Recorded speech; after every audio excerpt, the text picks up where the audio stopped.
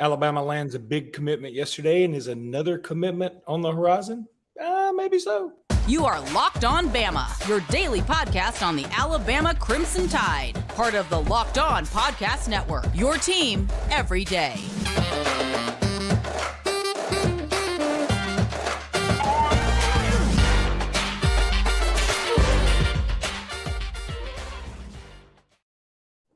Hey, everybody, and welcome back into Locked On Bama. Luke Robinson, that's me. Jimmy Stein, that's him. Jimmy, Alabama got a commitment yesterday from young Jameer Grimsley, seen here in his NIL deal modeling for the soup store. But big commitment. We knew it was coming.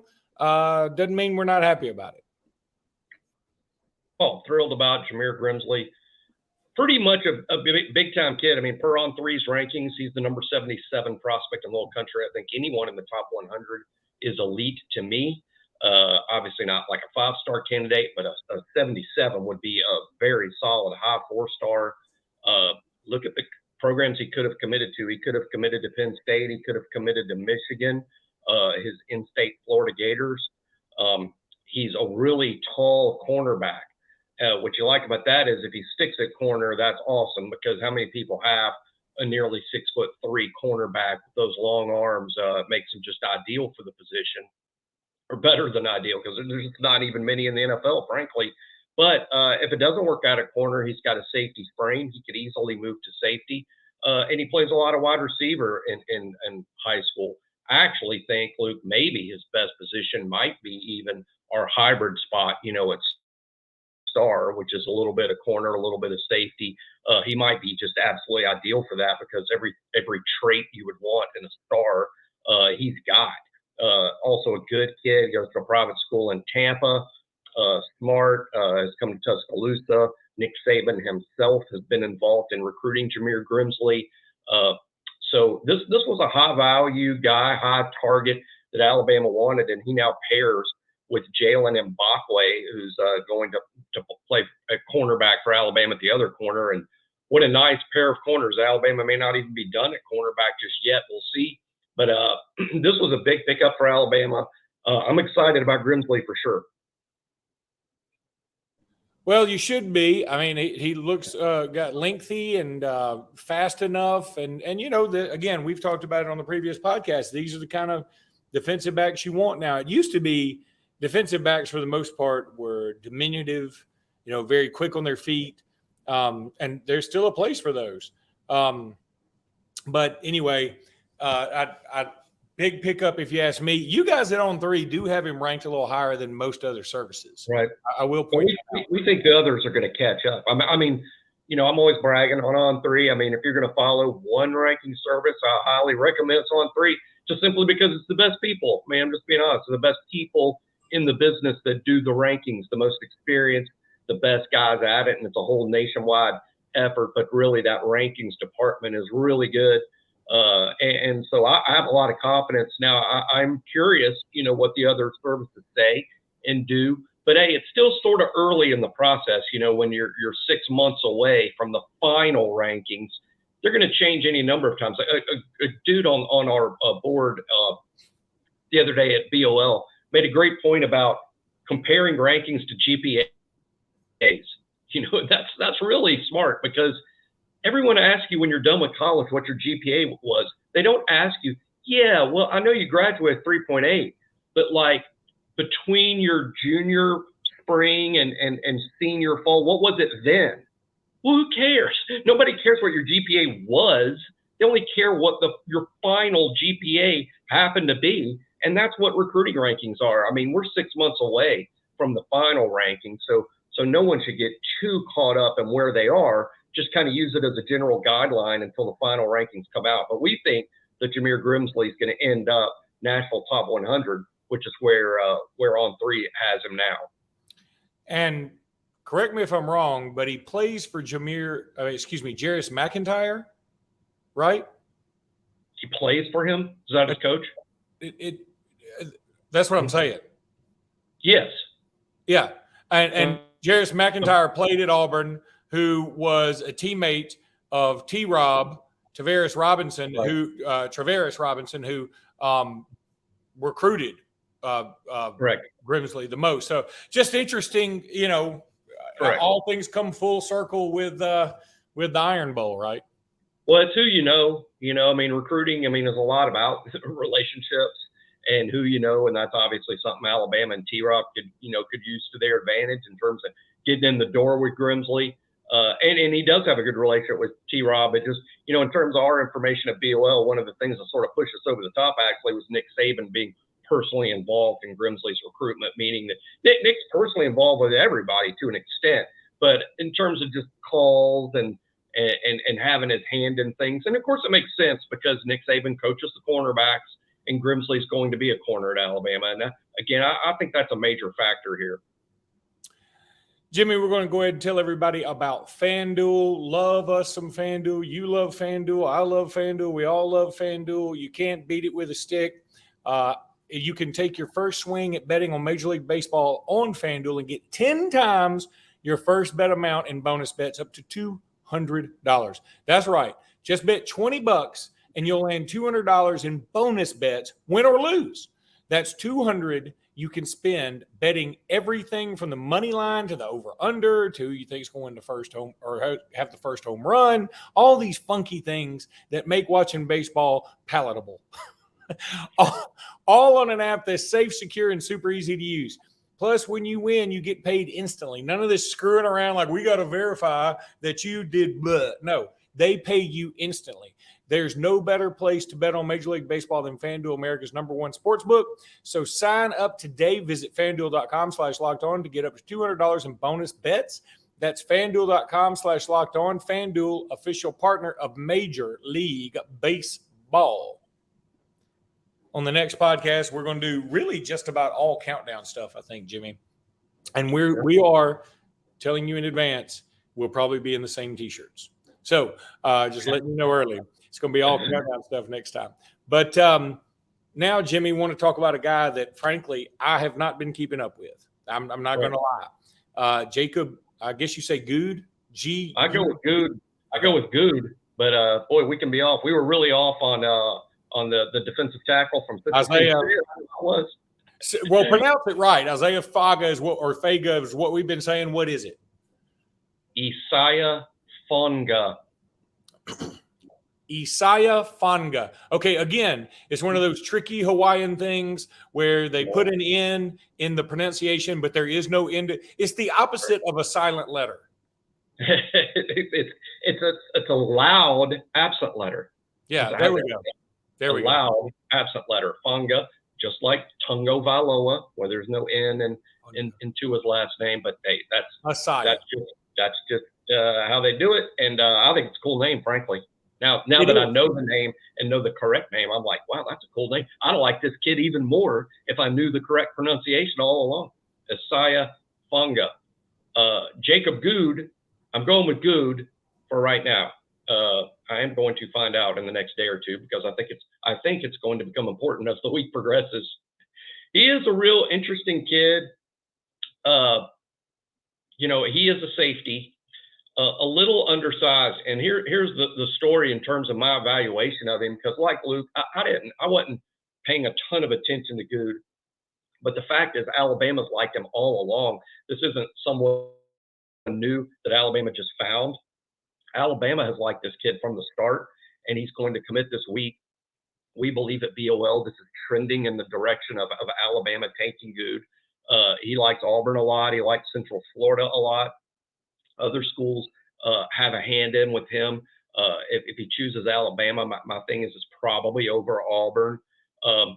So when I really started diving into Gude, what stood out to me, Luke, and this was before I saw anything, I'm like, look, we like him as a safety, and then I see his size at 5'11", 177. I'm like, who this reminds me of is Malachi Moore.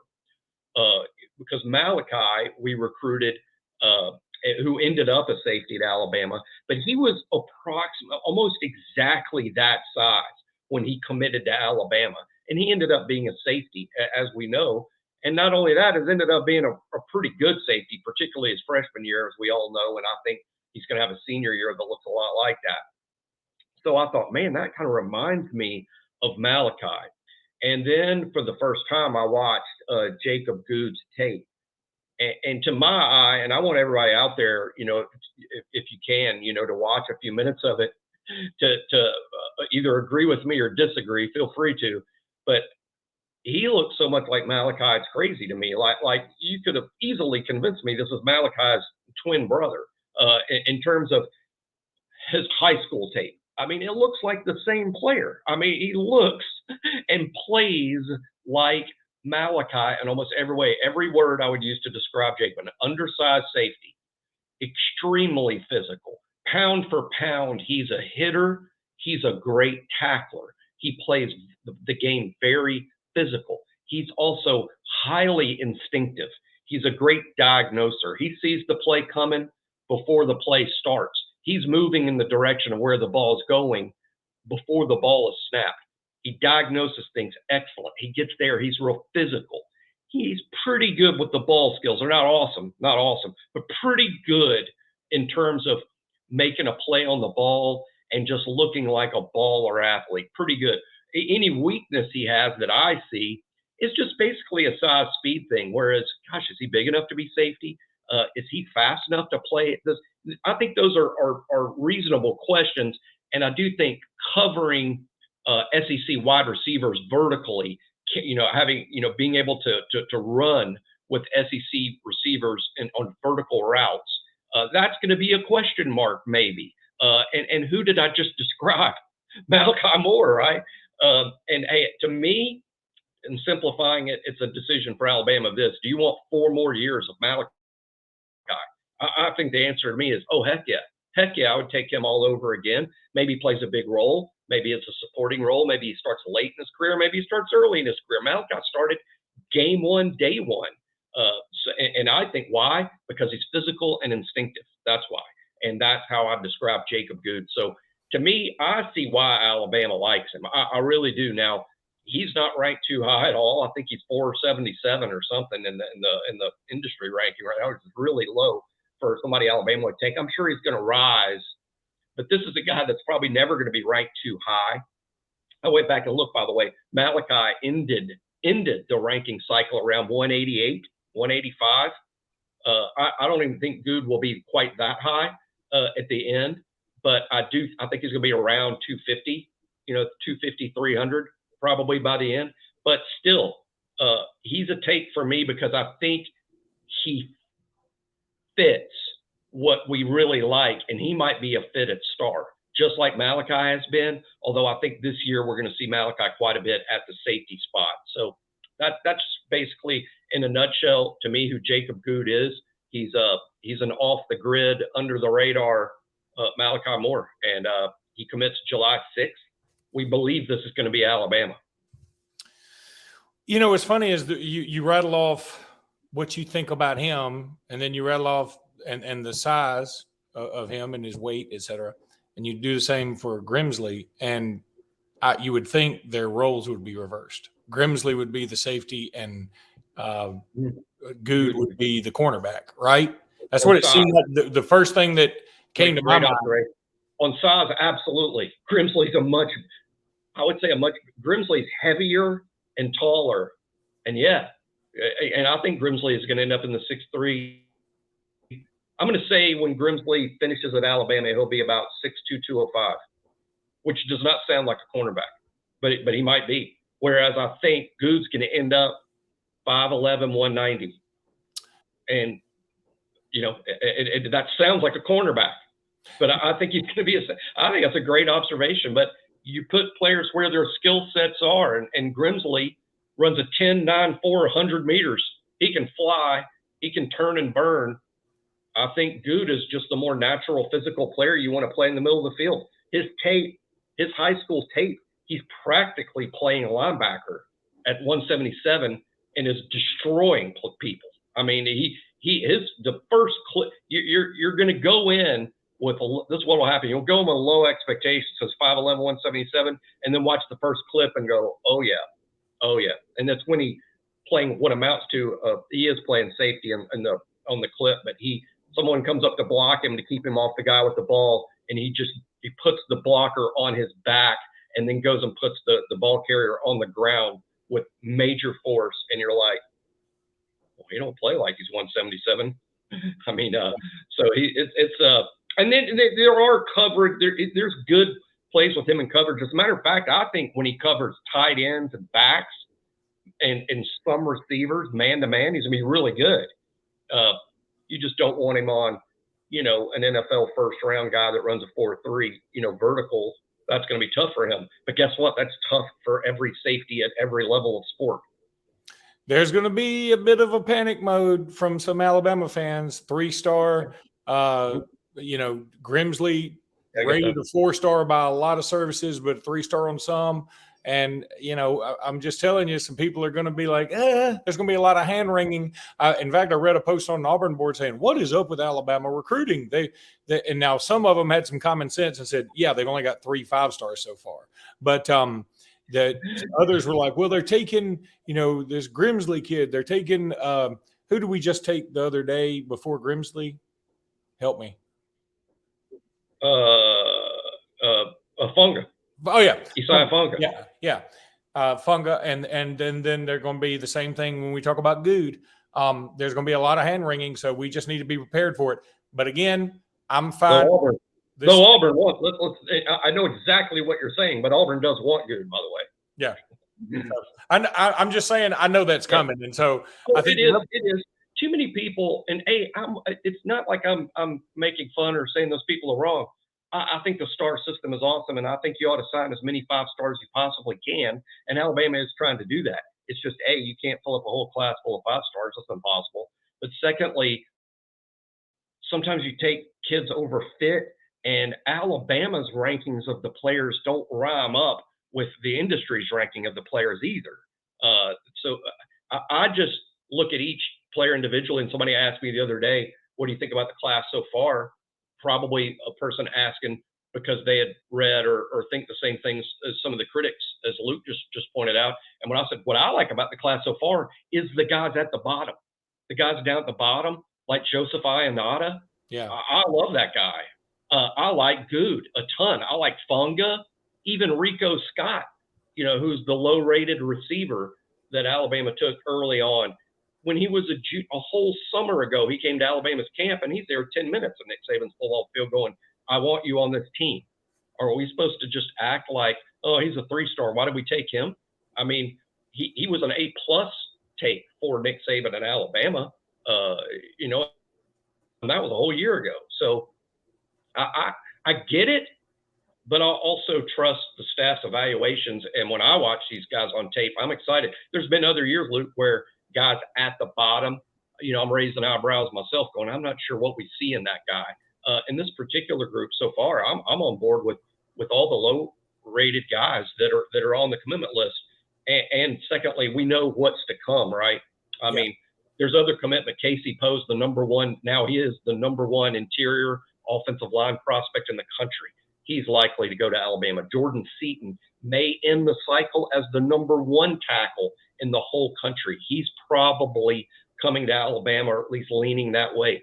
Caleb Odom, number 4 tight end in the whole country, national top 100 prospect, likely Alabama. DeMarcus Riddick, flipping from Georgia to Alabama, very, very possible. So there's other. Peyton Woodyard could flip from Georgia to Alabama, another highly rated guy. So there's quite a few big names that are out there that haven't made a decision yet. Alabama's class is going to end the cycle ranked very high. I have no doubt. Not to mention all the re-rankings will pull some of these guys up from where they currently are. All right, Jimmy, let's take a break. When we come back, I'm going to let you explain the Jamil Burroughs situation. And we're back. Jimmy, explain the Jamil Burroughs situation. Sure, best I can, or best that I'm allowed to. It really doesn't matter now that he's gone, but there was an incident, and just read online and piece it together best you can. We don't know exact facts, and what we feel at BOL, when we don't know exactly what the facts are, we're not going to speculate or repeat stories that aren't verified. So, but y'all read the stories. Regardless, he's not in any legal trouble. He's not in any criminal trouble, but he has left the football team, and the timing of it is it's fine, actually. I mean, he's a good player. Let's not, well, he's gone, so let's whitewash and pretend like he wasn't. He's a good player. He's actually been playing with the first team. This would have been his third season playing first team snaps. And he also had a really nice spring. And now that he's a much older kid, he was probably going to have his best season. I would say that it's not crazy to think that he could have been as high as our number 3 defensive lineman, certainly no lower than 5th or 6th. And he's gone. So we got to replace that. Here's the good news. We really have a lot of competitive bodies there at that position. And I'll tell you who's going to eat Jamil Burroughs snaps that I'm excited about, and that's James Smith, who's a real similar player to Burroughs in terms of size. I think Burroughs 6'3", 306, James Smith 6'3", 297, but he just got here. So extremely similarly sized. James Smith is an even better athlete. Another guy that's going to eat into some snaps here is Jamarian Latham, an older guy just like Burroughs. He's played with the first team now for 2 seasons. People forget Jamarian Latham played first team snaps against Georgia in the national championship game in 2021. So we're talking about an older guy who's played with the ones. He's going to get more snaps now. Damon Payne, who we're close to talking about in the countdown, a highly recruited guy, sort of started coming into his own at the end of his redshirt freshman season last year. He's going to play more snaps. And a guy we haven't seen much of yet, Montel Goodwine, staff's pretty high on him. He had a pretty nice spring. He's probably now getting into the picture with Burroughs gone. So, yes, Burroughs is a good player. As a player, he'll be missed. But we do have quality dudes that are there to eat up the snaps. And again, as far as what he did and being removed from the program or leaving the program, I think we should all really trust Nick Saban in this area in terms of how Saban gives players multiple chances to do right. But there comes a time when it's best for the program that a player leave. And, whether he was forcibly kicked out or just left, it really doesn't matter. He's gone, and that's fine. Yeah, and there's also that leadership council, right? I mean, I'm assuming they probably had some kind of say in it. They may not have had in this particular instance. And again, go read the internet and get, figure it out. But we hate to sort of spread stuff that we may know is true, but just don't need to be said. Anyway, maybe they had something to do with this. May be out of their hands, though, when it gets to this level. So I don't know. But, Jimmy, that's going to do it for today's podcast. We will be back tomorrow with a full only countdown stuff tomorrow. We're going to do Trey Amos. We're going to do Damon Payne, and we're going to do Keon Keeley. So, again, we're going to look like we're in the same shirts because we're going to be in the same shirts. But we're going to do an all countdown pod tomorrow. So join us then. Until then, roll tide, everybody. Roll Tide.